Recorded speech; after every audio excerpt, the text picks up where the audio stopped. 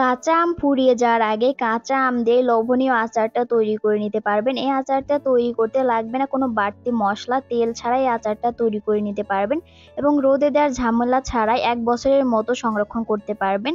আচারটা খেতে যে এত বেশি মজার হয়, তৈরি করা তো খুবই সহজ।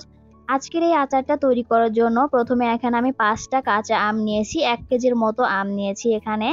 এখন আমের খোসাটাকে ভালোভাবে ছাড়িয়ে নিব।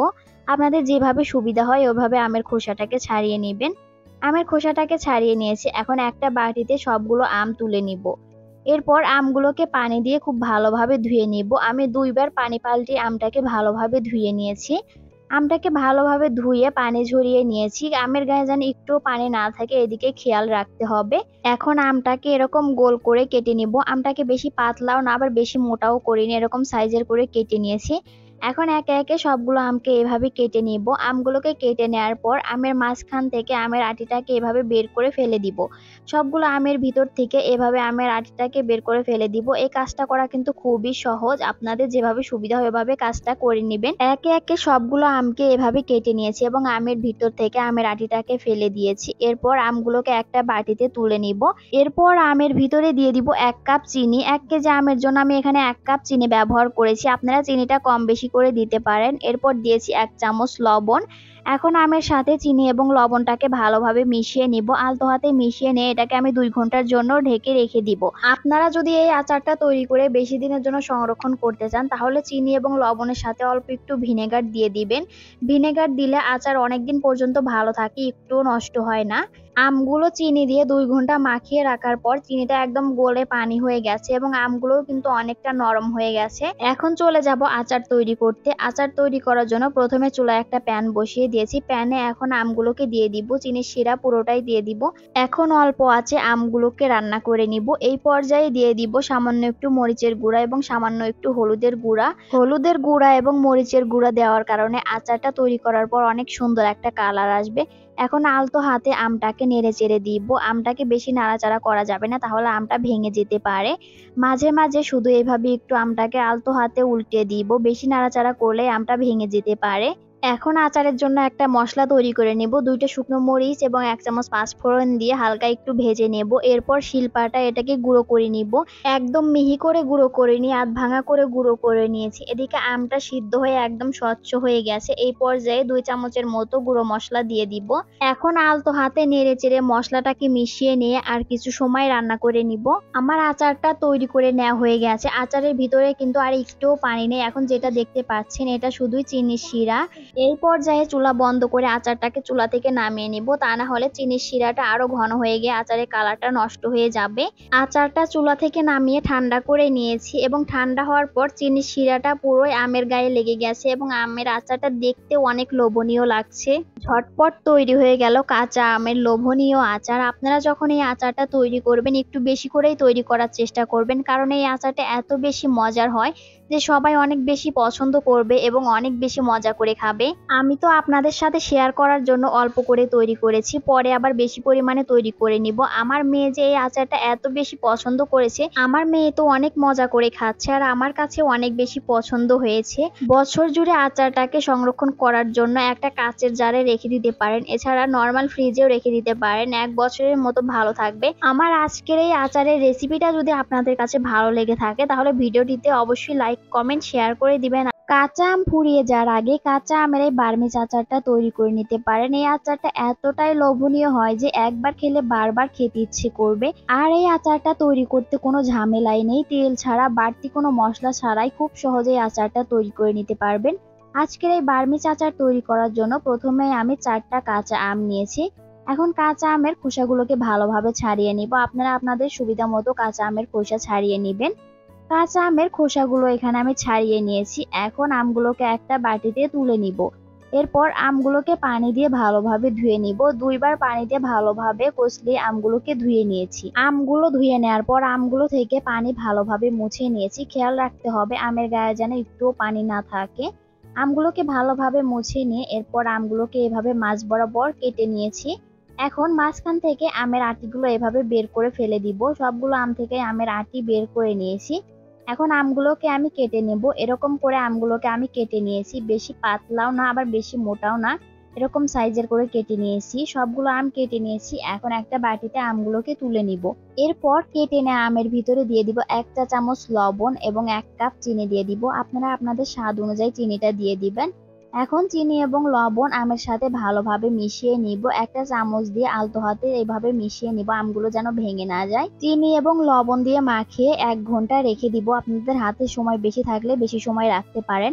এরপর আচারের জন্য একটা মশলা তৈরি করে নিব। দিয়েছি 1 চামচ পাঁচফোড়ন, 2 টুকরা দারচিনি, 2টা সাদা এলাচ এবং একটা তেজপাতার অর্ধেক এভাবে চিড়ে দিয়েছি এবং 2টা শুকনো মরিচ দিয়ে হালকা ভেজে নিয়েছি। এখন শিলপাটায় মশলাগুলো গুঁড়ো করে নিব। আমি একদম মিহি করে গুঁড়ো করিনি, আধ ভাঙা করে গুঁড়ো করে নিয়েছি।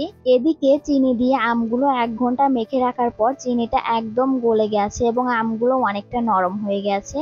এখন চলে যাব আচার তৈরি করতে। আচার তৈরি করার জন্য চুলায় একটা প্যান বসিয়ে দিয়েছি। প্যানে সবগুলো আম দিয়ে দিব এবং চিনি শিরা পুরোটাই দিয়ে দিব। এখন অল্প আঁচে আমগুলো সিদ্ধ করে নিব। বেশি নাড়াচাড়া করব না, মাঝে মাঝে শুধু আলতো হাতে এভাবে একটু নেড়ে দিব। আমগুলো সিদ্ধ হয়ে একদম স্বচ্ছ হয়ে গেছে। এই পর্যায়ে সামান্য একটু হলুদের গুঁড়া এবং মরিচের গুঁড়া দিয়ে আবারও নেড়েচেড়ে মিশিয়ে নিব। হলুদের গুঁড়া এবং মরিচের গুঁড়া দেওয়ার কারণে আচারটাতে অনেক সুন্দর একটা কালার আসবে। এরপর দিয়ে দিব আচারের মশলা। আমি যে মশলাটা তৈরি করে রাখলাম ওখান থেকে 1 চামচ মশলা দিয়ে নেড়েচেড়ে আবারও ভালোভাবে মিশিয়ে নিব। ভালোভাবে মিশিয়ে নিয়ে আর কিছু সময় রান্না করে নিব। আর আপনারা যখন এই আচারটা তৈরি করবেন, আচারটা তৈরি করার সময় কিন্তু বেশি নাড়াচাড়া করা যাবে না, আলতো হাতে মাঝে মাঝে একটু নেড়ে দিতে হবে। এইভাবে আচারটা তৈরি করলে একটা আমও ভেঙে যাবে না। আমার আচারটা তৈরি করা হয়ে গেছে। আচারের ভিতরে কিন্তু আর একটুও পানি নেই। এখন যেটা দেখতে পাচ্ছেন এটা শুধুই চিনির শিরা। এখনই চুলা বন্ধ করে আচারটাকে নামিয়ে ঠান্ডা করে নিব। আমার আচারটা ঠান্ডা হয়ে গেছে। দেখুন ঠান্ডা হওয়ার পর কিন্তু শিরাটা অনেকটাই ঘন হয়ে আমের গায়ে গায়ে লেগে গেছে। কাঁচা আমের বার্মিজ আচারটা দেখতে কিন্তু অনেক লোভনীয় লাগছে। তেল ছাড়া, বাড়তি কোনো মশলা ছাড়া এভাবে আচারটা তৈরি করে সারা বছর সংরক্ষণ করতে পারবেন। আমের পিসগুলো দেখুন কত সুন্দর শক্ত রাবারি টাইপের হয়েছে। কক্সবাজার গিয়ে এখন আর বার্মিজ আচার কিনে খেতে হবে না, বাসায় খুব সহজেই বার্মিজ আচারটা তৈরি করে খেতে পারবেন। কাঁচা আম পুড়িয়ে যাওয়ার আগে বাসায় একবার হলেও এভাবে তৈরি করে খেয়ে দেখুন। আচারটা তৈরি করে খাওয়ার পর কেমন লেগেছে অবশ্যই কমেন্ট করে জানাবেন। কাঁচা আম ফুরিয়ে যাওয়ার আগে কাঁচা আমের এই ক্যান্ডি তৈরি করে সারা বছর সংরক্ষণ করুন। কাঁচা আমের এই ক্যান্ডি খেতে যে এত বেশি মজার হয়, ছোট থেকে বড় সবাই অনেক বেশি পছন্দ করে খাবে এই ক্যান্ডিটা। কাঁচা আমের ক্যান্ডি তৈরি করার জন্য প্রথমে আমি 3টা কাঁচা আম নিয়েছি। এখন একটা পিলার দিয়ে কাঁচা আমের খোসাগুলোকে ভালোভাবে ছাড়িয়ে নিব। 3টা কাঁচা আমের খোসাই ছাড়িয়ে নিয়েছি। এখন কাঁচা আমগুলোকে একটা বাটিতে তুলে নিব। এরপর আমগুলোকে পানি দিয়ে খুব ভালোভাবে ধুয়ে নিব। 2-3 বার পানি দিয়ে আমগুলোকে ভালোভাবে ধুয়ে নিব। আমগুলো ধুয়ে নিয়েছি। এখন আমগুলোকে আমি কেটে নিব। প্রথমে আমগুলোকে আগে মাঝ বরাবর এভাবে কেটে নিব। এরপর আমের মাঝখান থেকে আমি আটিটাকে বের করে ফেলে দিব। এভাবে সবগুলো আমকে আগে মাঝ বরাবর কেটে নিব। সবগুলো আম মাঝ বরাবর কেটে আমের আটি বের করে ফেলে দিয়েছি। এখন আমগুলোকে আমি এরকম লম্বা লম্বা করে কেটে নিব। একটা আমকে আমি 5 পিস করে কেটে নিয়েছি। বেশি পাতলা করে নিয়ে একটু মোটা করে আমগুলোকে কেটে নিয়েছি। এই যে এরকম সাইজের করে আমগুলোকে কেটে নিয়েছি। সবগুলো আম কেটে নিয়েছি। এখন কেটে না আমগুলোকে একটা বাটিতে তুলে নিব। এরপর চুলা অন করে চুলায় একটা প্যান বসিয়ে দিয়েছি। প্যানে পরিমাণ মতো পানি দিয়ে দিব এবং দিয়ে দিব 1 চা চামচ লবণ। এখন পানির সাথে লবণটাকে ভালোভাবে মিশিয়ে নিয়ে জাল করে নিব। পানি এরকম ফুটে উঠলে কেটে রাখা আমগুলো দিয়ে দিব। এখন নেড়ে চেড়ে আমগুলোকে আমি 3 মিনিট জাল করে নিব। 3 মিনিটের বেশি জাল করব না। 3 মিনিট পর আমগুলো অনেকটাই সিদ্ধ হয়ে গেছে। এখন চুলা বন্ধ করে আরো 1 মিনিট গরম পানিতেই ভিজিয়ে রেখে দিব। 1 মিনিট পর পানি ঝরিয়ে সবগুলো আম তুলে নিব। তুলে নেওয়ার পর আমগুলোকে এখন ভালোভাবে ঠান্ডা করে নিব। দেখুন আমগুলো কিন্তু খুব ভালোভাবে সিদ্ধ হয়ে গেছে এবং একটা আমও ভেঙে যায়নি। এখন আমগুলোকে ঠান্ডা করে নিব। আমগুলো ভালোভাবে ঠান্ডা হয়ে গেছে। এখন আমের ভিতরে দিয়ে দিব চিনি। এখানে আমি হাফ কাপের থেকে একটু কম চিনি নিয়েছি। আপনারা আপনাদের পছন্দ মতো মিষ্টিটা দিয়ে দিবেন। এখন আমের সাথে চিনিটাকে ভালোভাবে মিশিয়ে নিব। আলতো হাতে ভালোভাবে মিশিয়ে নিব।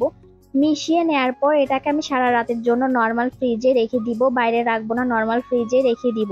ফিরে আসলাম পরের দিন সকালে। সারা রাত চিনি দিয়ে আমগুলো ভিজিয়ে রাখার পর চিনিটা কিন্তু একদম গলে পানি হয়ে গেছে। এছাড়া চিনি শিরা আমের ভিতরে ঢুকে আমটাও কিন্তু অনেকটা শক্ত হয়ে গেছে। আমি আপনাদের দেখাচ্ছি, দেখুন কত সুন্দর হয়ে গেছে। আমটা অনেকটা শক্ত হয়ে গেছে।